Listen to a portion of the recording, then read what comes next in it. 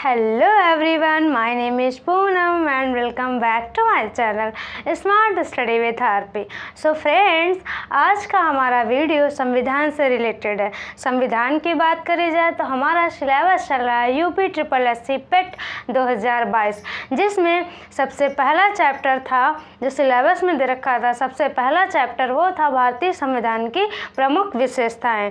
हमने इसके बारे में पूरी कंप्लीट जानकारी प्रोवाइड करी। ठीक है, हम लोगों ने ये चैप्टर पूरी तरीके से पढ़ लिया। ठीक है, यदि आपने ये वीडियो ना देखा हो तो पिछला वीडियो ज़रूर देखें। ठीक है, हमने प्लेलिस्ट बना रखी है, आप वहाँ जाकर देख सकते हैं। आज का हमारा वीडियो जो दूसरा चैप्टर दे रखा है वो है मौलिक अधिकार यानी मूल अधिकार, जिसे इंग्लिश में बात करें तो फंडामेंटल राइट्स बोलते हैं। ठीक है, इससे रिलेटेड दे रखा है। आज का वीडियो हमारा मौलिक अधिकार या मूल अधिकार से रिलेटेड है। चलिए फ्रेंड्स, स्टार्ट करते हैं आज का हमारा वीडियो। देखिए फ्रेंड्स, मौलिक अधिकार या मूल अधिकार को पढ़ने से पहले थोड़ा सा बैकग्राउंड जान लेते हैं ना। बैकग्राउंड बहुत ज़रूरी होता है किसी भी सब्जेक्ट या किसी भी टॉपिक को पढ़ने से पहले। बैकग्राउंड पता चल जाता है तो मुझे ये समझ में आ जाता है, अच्छा इस चैप्टर में ये सारी चीज़ें दे रखी हैं, है ना, तो वही सारी चीज़ें हम लोगों को पढ़नी है। देखिए बैकग्राउंड में हम लोगों को क्या जानना है, हमें ये जानना है। सबसे पहला मैंने लिख रखा है मूल अधिकार। ठीक है, मूल अधिकार यानी जो मूल अधिकार हैं, ये मौलिक अधिकार हैं। इनको मौलिक अधिकार या मूल अधिकार क्यों कहा जाता है? देखिए फ्रेंड्स, मूल अधिकार या मौलिक अधिकार वे होते हैं जिन्हें ये जो हमारे लिए होते हैं और हमसे ना तो कोई व्यक्ति छीन सकता है, ना तो हमसे हमारा पड़ोसी छीन सकता है। और इन दोनों की तो बात छोड़ो, हमसे ना गवर्नमेंट भी नहीं छीन सकती, मतलब सरकार भी नहीं छीन सकती। तो मौलिक अधिकार वे अधिकार होते हैं जो हमारे लिए होते हैं, हमें जीवन जीने के लिए बहुत ज़रूरी होते हैं। ठीक है, और हमसे ना कोई व्यक्ति छीन सकता है, ना ही हमारा पड़ोसी छीन सकता है। और इनकी तो बात छोड़ो, सरकार भी नहीं छीन सकती है। ठीक है, तो मौलिक अधिकार हमारे लिए ज़रूरी है ना। अगर ये हमें ना प्रदान किए जाए ना तो हमारी ज़िंदगी जेल जैसी बन जाएगी। मैं ऐसा क्यों बोल रही हूँ, क्योंकि जेल में मौलिक अधिकार छीन लिए जाते हैं। हमें ना बोलने की स्वतंत्रता नहीं होती है, हम अपनी अभिव्यक्ति नहीं रख सकते हैं, है ना। और हमें घूमने की मतलब हर एक तरीके से मौलिक अधिकार हमारे जेल में छीन लिए जाते हैं। इसलिए कहा जाता है जेल की ज़िंदगी कैसी होती है, नरक की ज़िंदगी होती है। और आप एक बार सोचिए, अगर रियल लाइफ में मौलिक अधिकार हमें प्रदान ना किए जाएँ तो हम कैसे, हमारी ज़िंदगी कैसी होगी, जेल जैसी होगी, मतलब नरक बन जाएगी। मौलिक अधिकार वे अधिकार होते हैं जो हमसे कोई भी नहीं छीन सकता है, ना ही पड़ोसी, ना ही व्यक्ति और ना ही सरकार। ठीक है, दूसरा मैंने लिखा है नैसर्गिक है। नैसर्गिक यानी प्राकृतिक। अब ये क्यों लिखा है, तो देखिए प्रकृति के द्वारा जितनी भी सारी चीज़ें प्रदान करी गई हैं वो सभी के लिए एक हैं। ठीक है, सभी को प्रदान करी गई हैं। ऐसा नहीं है पर्टिकुलर किसी एक इंसान के लिए ये प्रकृति की चीज़ पर्टिकुलर किसी एक इंसान के लिए है ना। उसी प्रकार जो मौलिक अधिकार है ना, सेम जैसे प्रकृति के द्वारा प्राप्त हर एक चीज़ हर एक इंसान के लिए है, कोई किसी से छीन नहीं सकता है। सेम वैसे ही जो मौलिक अधिकार हैं ये पर्टिकुलर किसी व्यक्ति के लिए नहीं है, सारे जितने सारे व्यक्ति इस देश में हैं सबके लिए ये मौलिक अधिकार हैं और ये कोई छीन नहीं सकता है हमसे, है ना। इसलिए इनको क्या कहा गया, नैसर्गिक कहा गया, मतलब प्राकृतिक कहा गया। ठीक है, आगे मैंने लिखा है कि ये जो मौलिक अधिकार हैं लिए कहाँ से गए हैं, इतने अच्छे थे लिए गए हैं USA से, मतलब अमेरिका से लिए गए हैं। आगे पॉइंट है, इन्हें मैग्ना कार्टा के नाम से जाना जाता है। अब मैग्ना कार्टा का मतलब क्या होता है, तो मैग्ना कार्टा एक प्रकार का फ्रांसीसी वर्ड है। ठीक है, कौन सा है, फ्रांसीसी वर्ड है, जिसका मतलब होता है अधिकार। ठीक है, और इसका प्रयोग सबसे पहले कहाँ किया गया, ब्रिटेन में किया गया था। ठीक है, तो इसलिए ये हमारे क्या है, अधिकार है। है, इसलिए संविधान के भाग 3 को क्या कहा गया, तो कहा गया मैग्ना कार्टा। क्वेश्चन पूछा जाता है संविधान के किस भाग को मैग्ना कार्टा के नाम से जाना जाता है, तो संविधान का कौन सा भाग, भाग 3, जिसको क्या कहा जाता है, मैग्ना कार्टा। या ये भी पूछा जा सकता है कि मौलिक अधिकार या मूल अधिकार को क्या कहा जाता है, तो मैग्ना कार्टा के नाम से कहा जाता है। ठीक है, या मैग्ना कार्टा किसे कहा जाता है, तो दोनों इधर उधर करके क्वेश्चन बन सकता है। आगे मैंने पॉइंट लिखे हैं निलंबित, प्रतिबंध, रक्षक, प्रवर्तनीय। तो ये वर्ड क्या है, तो इन्हें समझते हैं। देखिए निलंबित क्या है, सबसे पहले ये समझते हैं। देखिए मैंने क्या ये चीज़ है ही संविधान में कि जो मौलिक अधिकार है ना, ये हमसे ना ही कोई व्यक्ति यानी ना ही पब्लिक छीन सकती है और ना ही सरकार, ना ही गवर्नमेंट छीन सकती है ना। तो ये क्या हुए, मौलिक अधिकार के बारे में बात मैंने बताया। और आप एक बार सोचिए, अगर मान लीजिए हम ना नौकरी के लिए धरना प्रदर्शन कर रहे हैं, ठीक है, हम अपनी जॉब के लिए धरना प्रदर्शन करना है, भैया हमारा अधिकार है कि हम अपनी जॉब के लिए धरना प्रदर्शन करें, सरकार से मांगे, ठीक है, हमें स्वतंत्रता दी गई है इन सब चीज़ों की। अभी जब ये स्वतंत्रता का अधिकार पड़ेगा ना, तो इसके अंतर्गत सारी चीज़ें आएंगी। अभी आप समझ लीजिए, जब बैकग्राउंड समझ रहे हैं तो आप ये चीज़ समझ लीजिए कि हमें अधिकार प्राप्त है कि हम सरकार के सामने अपनी बात को रख सकते हैं, अभिव्यक्ति की स्वतंत्रता है हमें, और हम उस अभिव्यक्ति के तहत क्या कर रहे हैं, धरना प्रदर्शन कर रहे हैं, ठीक है।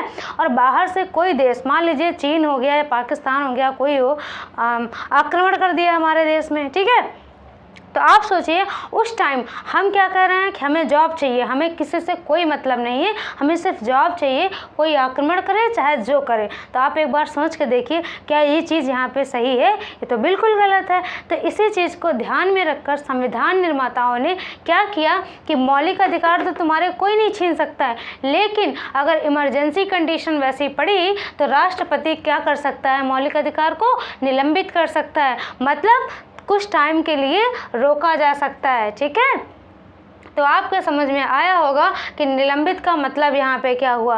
कहने का मतलब क्या है कि तुम्हारे जो मौलिक अधिकार हैं ना, उनको कोई छीन तो नहीं सकता, लेकिन अगर वैसी कोई इमरजेंसी कंडीशन पड़ी तो राष्ट्रपति तुम्हारे मौलिक अधिकारों को क्या कर सकता है, कुछ टाइम के लिए निलंबित कर सकता है, मतलब कुछ टाइम के लिए रोक सकता है, ठीक है। तो आपको निलंबित का मतलब समझ में आ गया होगा। अब आगे बात करते हैं प्रतिबंधित, मतलब प्रतिबंध यहाँ लिखा है, इसका मतलब क्या होता है। देखिए प्रतिबंधित का मतलब क्या है, कोई वैसा कानून चाहे वो संविधान के पहले का हो और चाहे संविधान के बाद का हो, कोई वैसा कानून जो संविधान के पहले का हो चाहे बाद का हो, अगर हमारे मौलिक अधिकारों का हनन कर रहा है, मौलिक अधिकारों को डिस्टर्बेंस कर रहा है, तो क्या किया जाएगा, उसको समाप्त कर दिया जाएगा। और समाप्त करना क्या कहलाता है, प्रतिबंधित, प्रतिबंध लगाना। और ये अधिकार प्राप्त किसको है, तो ये प्राप्त है संसद को। कहने का मतलब यदि कोई वैसा कानून जो हमारे मौलिक अधिकार को डिस्टर्ब कर रहा है, प्रॉब्लम क्रिएट कर रहा है मौलिक अधिकार में, तो उसको संसद क्या कर सकती है, हटा सकती है, हमेशा के लिए प्रतिबंध लगा सकती है उस पर। तो आपको ये प्रतिबंध का मतलब समझ में आ गया होगा। एग्जाम्पल के तौर पे आप 3 तलाक ले सकते हैं। ये क्या था, मुस्लिमों के लिए एक पर्सनल लॉ था, ठीक है, उनके लिए पर्सनल कानून था, है ना, 3 तलाक। और ये क्या था, पर्सनल कानून था। और 3 तलाक में क्या होता था, 3 वर्ड के साए में किसी एक लड़की की ज़िंदगी बर्बाद हो जाती थी, है ना। तो वो क्या था, हमारे मौलिक अधिकार का हनन कर रहा था। क्यों, क्योंकि मौलिक अधिकार में हमें जीवन जीने की स्वतंत्रता है और वो जीवन जीने नहीं दे रहा था, तो उसको क्या किया गया, हटा दिया गया, ठीक है। तो ये हटाता कौन है, हटाने का अधिकार किसको प्राप्त है, तो संसद को प्राप्त है। तो आपको ये प्रतिबंध का मतलब समझ में आ गया होगा। अब आगे बात करते हैं, मैंने लिखा है रक्षक। अब यहाँ पे रक्षक का मतलब क्या हुआ, देखिए जो संसद है उसको भैया प्रतिबंध लगाने का अधिकार है। वो क्या करेगी, हमारे मौलिक अधिकार जो है, मान लीजिए उस पर उन्होंने प्रतिबंध लगा दिया, तो भैया हम जाएंगे कहाँ, हम किससे कहेंगे कि हमें ये अधिकार, हमारा ये मौलिक अधिकार है, हमें मिलना चाहिए, इस पर ये प्रतिबंध लग गया है। तो अब ये अगर लगा देंगे तो हम तो कहीं के नहीं रहेंगे। तो उसके लिए संविधान निर्माताओं ने भी उसके लिए कुछ उपाय किए हैं और उपाय के तौर पे रक्षक प्रदान किए हैं। वो रक्षक कौन है? High court and supreme court. Overall कहने का मतलब ये है कि मौलिक अधिकार जो हमारे हैं, इनका यदि कोई हनन करता है तो हम क्या कर सकते हैं? सुप्रीम कोर्ट जा सकते हैं, हाई कोर्ट जा सकते हैं। मतलब जो हमारे मौलिक अधिकार हैं ये वाद योग्य हैं। वाद योग्य का मतलब क्या हुआ? अगर हमसे कोई पूछता है कि तुमने ये क्यों किया, तो हम कह सकते हैं कि हमने इसलिए किया।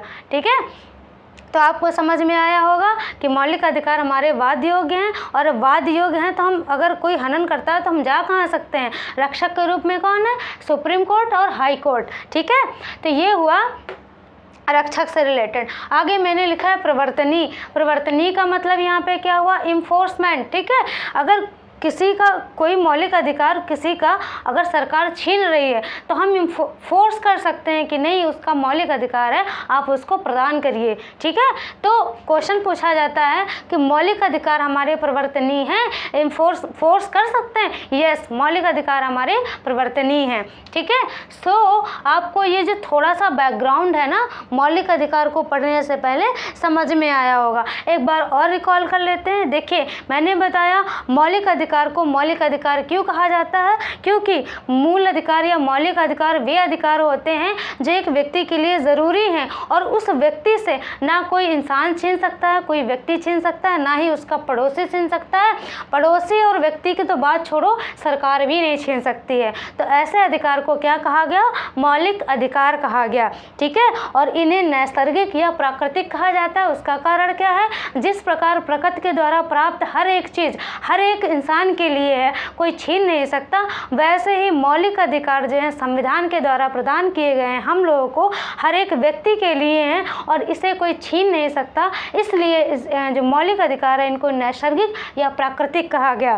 ठीक है, आगे मैंने बात करी कि ये कहाँ से लिए गए हैं, तो USA मतलब अमेरिका से लिए गए हैं। ठीक है, आगे क्या है? संविधान जो मौलिक अधिकार है इनको मैग्ना कार्टा कहा गया, यानी कि संविधान के भाग 3 को मैग्ना कार्टा कहा गया। मैग्ना कार्टा क्यों कहा गया? मैग्ना कार्टा जो है एक प्रकार का फ्रांसीसी वर्ड है जिसका प्रयोग ब्रिटेन में हुआ था, और इसका अर्थ क्या है? तो इसका अर्थ होता है अधिकार, और ये हमारे क्या हैं? मौलिक अधिकार हैं। इस वजह से इनको क्या कहा गया? मैग्ना कार्टा कहा गया। ठीक है, आगे मैंने कुछ वर्ड लिखे थे। वर्ड में सबसे पहला वर्ड क्या लिखा था? निलंबित। निलंबित का मतलब मैंने बताया, अगर कोई भी इमरजेंसी कंडीशन पड़ती है, ऐसे तो हमारे जो मौलिक अधिकार हैं इनको कोई छीन नहीं सकता है, लेकिन अगर कोई इमरजेंसी कंडीशन पड़ती है तो राष्ट्रपति कुछ समय के लिए निलंबित कर सकता है, रोक लगा सकता है। ठीक है, आगे मैंने बताया प्रतिबंध के बारे में। प्रतिबंध क्या होता है? यदि पहले का या बाद का कोई भी बना ऐसा कानून जो हमारे मौलिक अधिकारों को डिस्टर्बेंस करता हो, यानी डिस्टर्ब करता हो, तो क्या करेगी? संसद उसको प्रतिबंधित कर सकती है, यानी कि हमेशा हमेशा के लिए हटा सकती है, और ये अधिकार किसको प्राप्त है? संसद को प्राप्त है। ठीक है, आगे मैंने बताया अगर हमारे मौलिक अधिकारों का हनन होता है तो हम कहाँ जा सकते हैं? तो रक्षक के रूप में हमें प्रदान किए गए हैं कौन? सुप्रीम कोर्ट और हाई कोर्ट। हम अपने मौलिक अधिकारों के हनन ना हो, अगर हो रहा है तो उससे अगर हमारे मौलिक अधिकारों का हनन हो रहा है तो हम कहाँ जा सकते हैं? सुप्रीम कोर्ट और हाई कोर्ट जा सकते हैं। ठीक है, और जो हाई कोर्ट है ना वो किस आर्टिकल के तहत आता है? 214 के तहत है, और जो सुप्रीम कोर्ट है वो 124 के तहत है। ये आगे हम लोग पढ़ेंगे क्योंकि ये सिलेबस में दे रखा है। ठीक है, न्यायिक ढांचा ये टॉपिक पूरा दे रखा है।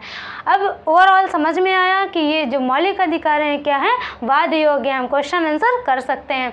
प्रवर्तनीय वर्ड है, इसका मतलब बताया मैंने, फोर्स कर सकते हैं। अगर कोई किसी के मौलिक अधिकार को छीन रहा है तो हम उसको फोर्स कर सकते हैं कि ये इसका मौलिक अधिकार है, आप इसको दीजिए। सो आपको ये इसका जो थोड़ा बहुत बैकग्राउंड है ना समझ में आया होगा। ठीक है, अब आगे हम बात करते हैं मूल अधिकार या मौलिक अधिकार के बारे में पढ़ते हैं। ठीक है, हम मूल अधिकार या मौलिक अधिकार के बारे में पढ़ते हैं बैकग्राउंड जानने के बाद। देखिए फ्रेंड, जब स्टार्टिंग में मैंने बताया कि जो पहले ये जान लीजिए कि ये किस भाग के अंतर्गत हैं, तो मौलिक अधिकार भाग 3 के अंतर्गत, संविधान के भाग 3 के अंतर्गत आर्टिकल 12 से लेके 35 के अंतर्गत रखे गए हैं। ठीक है, अब देखिए, जब स्टार्टिंग में संविधान बना था तो हमारे जो मौलिक या मूल अधिकार हैं इनकी संख्या कितनी थी? 7 थी।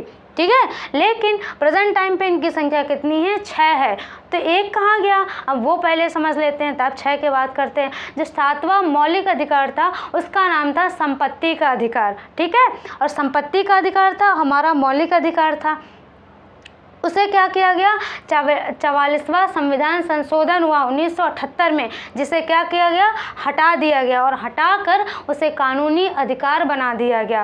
कानूनी अधिकार बनाकर उसे किस आर्टिकल में रखा गया? तो आर्टिकल 300 का में रखा गया। अब समझते हैं इसको हटाया क्यों गया। देखिए फ्रेंड्स, पहले ये 7वां क्या था? मौलिक अधिकार था। नाम क्या था? संपत्ति का अधिकार। अब मान लीजिए गवर्नमेंट को, सरकार को कोई रोड बनानी है ना, कोई रोड बनानी है, तो किसी की ज़मीन उस रोड में आ गई, और जिसकी ज़मीन रोड में आई उस व्यक्ति ने कहा कि ये हमारी संपत्ति है, और संपत्ति तो है और साथ में हमारा मौलिक अधिकार है। और मैंने बताया मौलिक अधिकार कोई छीन नहीं सकता है, व्यक्ति, पब्लिक की तो बात छोड़ो, सरकार भी नहीं छीन सकती है। मौलिक अधिकार था उस समय। तो जो लोग थे वो क्या करते थे? कोर्ट केस कर देते थे कि नहीं, हम नहीं देंगे, क्योंकि हमारी संपत्ति है और हमारा मूल अधिकार है, ये कोई छीन नहीं सकता है। ये जो 7वां मौलिक अधिकार था ये प्रॉब्लम क्रिएट करने लगा। सरकार कोई काम ही नहीं कर सकती है ना, कोई काम ही नहीं कर सकती अगर इस तरीके से होगा। तो 44वां संविधान संशोधन हुआ 1978 में, और तभी इस 7वें मौलिक अधिकार को हटा दिया गया और कहाँ रखा गया? कानूनी अधिकार में रखा गया, अनुच्छेद 300 का के अंतर्गत। कानूनी अधिकार क्या होते हैं? वे अधिकार जो पब्लिक तो नहीं छीन सकती, लेकिन सरकार उसे ले सकती है, सरकार हमसे छीन सकती है। आपको समझ में आ गया होगा जो 7वां मौलिक अधिकार था, संपत्ति का अधिकार, उसे क्यों हटाया गया। ठीक है, प्रेजेंट टाइम पे जो मौलिक अधिकारों की संख्या है वो कितनी है? तो 6 है। अब उनकी बात कर लेते हैं। ठीक है फ्रेंड्स, देखिए, जो पहला मौलिक अधिकार हमारा है, इसी सीक्वेंस में आपको याद रखना है, क्योंकि क्वेश्चन जो पूछा जाता है कभी कभी सीक्वेंस लगाने के लिए दे देता है, कभी कभी पूछ लेता है कि जो पहला मौलिक अधिकार है वो किस आर्टिकल से किस आर्टिकल के अंतर्गत है, कभी कभी मैच करने के लिए दे देता है। तो हर तरीके से क्वेश्चन बन सकते हैं। आपको ये चीज़ बहुत अच्छे से समझ लेनी है, जैसे भी समझनी है समझ लीजिए, वैसे आप अगर समझ के पढ़ेंगे ना तो रटने की आवश्यकता नहीं पड़ेगी, है ना। तो देखिए, पहला हमारा मौलिक अधिकार क्या है? समानता का अधिकार। वर्ड तो समझ में आ रहा है ना, समानता का मतलब कि किन किन चीज़ों में हम लोग को समानता है वो हम पढ़ेंगे। तो समानता का अधिकार है। अगर अनुच्छेद पूछे तो 14 से 18, कौन सा कहाँ से कहाँ तक? 14 से 18। दूसरा क्या है हमारा मौलिक अधिकार? स्वतंत्रता का अधिकार। अगर पूछे कि अनुच्छेद बताइए तो अनुच्छेद है 19 से 22। तीसरा है शोषण के विरुद्ध का अधिकार। अनुच्छेद पूछे तो वो है 23 से 24। चौथा है धार्मिक स्वतंत्रता का अधिकार। अब देखिए, यहीं से आपको समझ में आ रहा होगा कि जो हमारा संविधान है वो लंबा क्यों हुआ, क्योंकि कितनी सारी चीज़ों को ध्यान में रखकर संविधान का निर्माण किया संविधान निर्माणकर्ताओं ने, है ना। तो यही कारण, इसका रिजल्ट क्या हुआ कि संविधान, पूरे विश्व में हमारा संविधान सबसे लंबा है। ठीक है, और लिखित तो है ही। तो चौथा हमारा जो मौलिक अधिकार है वो क्या है? वो है धार्मिक स्वतंत्रता का अधिकार। अनुच्छेद बात करी जाए तो वो है 25 से 28। क्या है?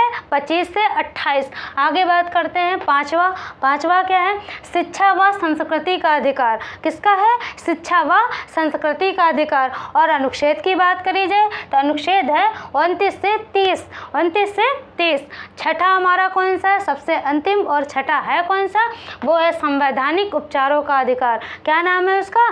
संवैधानिक उपचारों का अधिकार। और आर्टिकल की बात करी जाए तो 32 से 35। यहाँ लिखा है मैंने 32 से 35। एक बार और देख लेते हैं। पहला है समानता का अधिकार, अनुच्छेद बात करी जाए तो 14 से 18। दूसरा है स्वतंत्रता का अधिकार, अनुच्छेद बात करी जाए 19 से 22। तीसरा है शोषण के विरुद्ध का अधिकार, अनुच्छेद बात करी जाए 23 से 24। धार्मिक स्वतंत्रता का अधिकार चौथा है, अनुच्छेद की बात करी जाए तो 25 से 28। पांचवा है शिक्षा व संस्कृति का अधिकार, अनुच्छेद की बात करी जाए तो 29 से 30। और छठा है संवैधानिक उपचारों का अधिकार, अनुच्छेद की बात करी जाए तो 32 से 35। यदि आप कंसंट्रेट होकर देख रहे हैं तो आपको लगेगा कि यहाँ मैंने लिखा है जो 5वां अधिकार है, यहाँ लिखा है 29 से 30 और यहाँ छठा जो अधिकार है इसमें लिखा है 32 से 35, तो 31 वाला कहाँ गया? तो 31 वाला मैं आपको बता दूं, जो 7वां हमारा मौलिक अधिकार था संपत्ति का अधिकार, वो अनुच्छेद 31 के अंतर्गत था, यानी अनुच्छेद 31 के अंतर्गत रखा गया था, लेकिन उसे अब हटा दिया गया है। इस वजह से मैंने यहाँ पे 31 नहीं लिखा, 32 से 35 लिखा। सो आपको ये मौलिक अधिकार एक लाइन से याद रखने और समझ में भी आए होंगे। इनके बारे में हम डिटेल एक एक अधिकार के बारे में बात करेंगे, ठीक है। सो एक चीज़ और आपने ध्यान दी होगी कि जो मौलिक अधिकार है हमने पढ़ा अनुच्छेद 12 से 35 के अंतर्गत है, लेकिन जो ये 6 मौलिक अधिकार दिए हैं इसमें जो पहला है ना वो स्टार्ट कहाँ से है? 14 से है। देखिए 14 से है, तो 12 और 13 में क्या दे रखा है? तो आज हम समझ लेते हैं 12 और 13 में क्या दे रखा है। तो देखिए फ्रेंड्स, अब यहाँ समझते हैं अनुच्छेद 12 में क्या है और अनुच्छेद 13 में क्या है।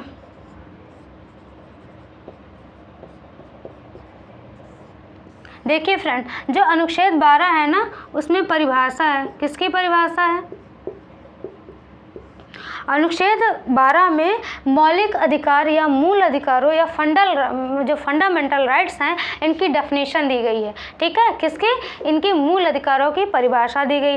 परिभाषा मतलब तो समझते हैं। देखिए मूल अधिकार जिसमें डेफिनेशन दी गई उसमें बताया गया कि ठीक है मूल अधिकार हमारे लिए ज़रूरी है, हमें मिलने चाहिए, सारी चीज़ें ठीक ठाक है, अच्छी चीज़ है, लेकिन जो स्टेट है ना वो कुछ नियम कानून बनाएगी, इनके मूल अधिकारों को ध्यान में रखकर बनाएगी। इनके मूल अधिकार जो हैं उनका हनन नहीं होना चाहिए।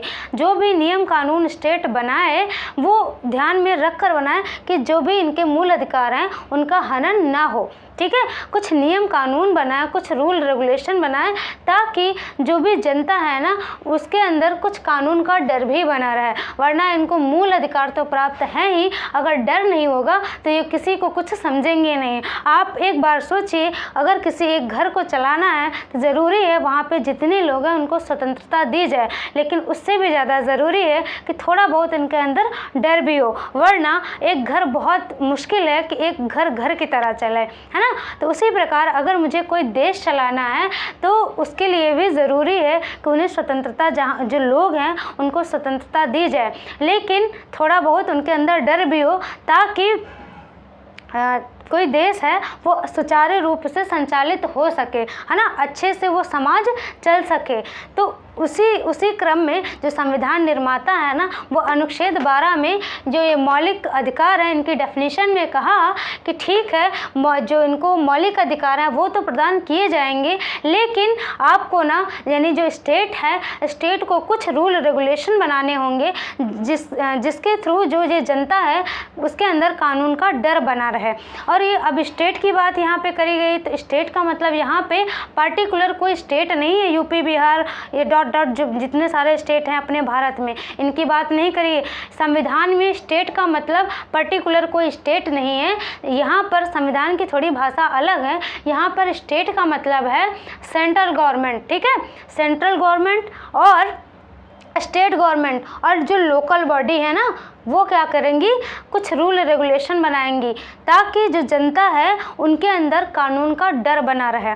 अब आपको सेंट्रल जो गवर्नमेंट है ये भी समझ में आ रहा होगा, स्टेट वाला भी समझ में आ रहा होगा, थोड़ा लोकल बॉडी या लोकल अथॉरिटी के बारे में नहीं समझ में आया, तो इसमें एग्जांपल के तौर पे मैं बताऊं, मेयर जैसे हो गए, ठीक है, मेयर हो गया, मुखिया वगैरह हो गया, ये आएंगे लोकल अथॉरिटी के अंतर्गत। जैसे मैं एग्जांपल के थ्रू बताऊं, जैसे मान लीजिए गांव में किसी ने रोड पर ही घर बना दिया, है ना, और वहाँ पर कोई भी लोकल बॉडी नहीं बनाई गई कि हाँ ये सारी चीज़ें देख रेख करी जाए। क्यों बनाया जाता है ये समझा रहे हैं। मान लीजिए किसी ने रोड पर घर बना दिया, तो आप बताइए सेंट्रल गवर्नमेंट आएगी देखने कि किसका घर कहाँ पर ठीक ठाक बने हैं कि नहीं बने हैं। रोडवे पर तो कोई नहीं बना दिया, तो इसके लिए ये सारा काम कौन करेगा? लोकल बॉडी करेगी, लोकल अथॉरिटी करेगी। जैसे मान लीजिए आपकी ज़मीन एयरपोर्ट पर, आप जो जहाँ पर एयरपोर्ट है वहाँ पर आपकी ज़मीन है, ठीक है, आपने क्या किया, 5 तल्ला घर बना दिया। अब भैया जहाज़ वगैरह उतरना है तो कहाँ उतरेगा? तो वहाँ के कुछ रूल रेगुलेशन है, आप नहीं बना सकते वहाँ पर, है ना।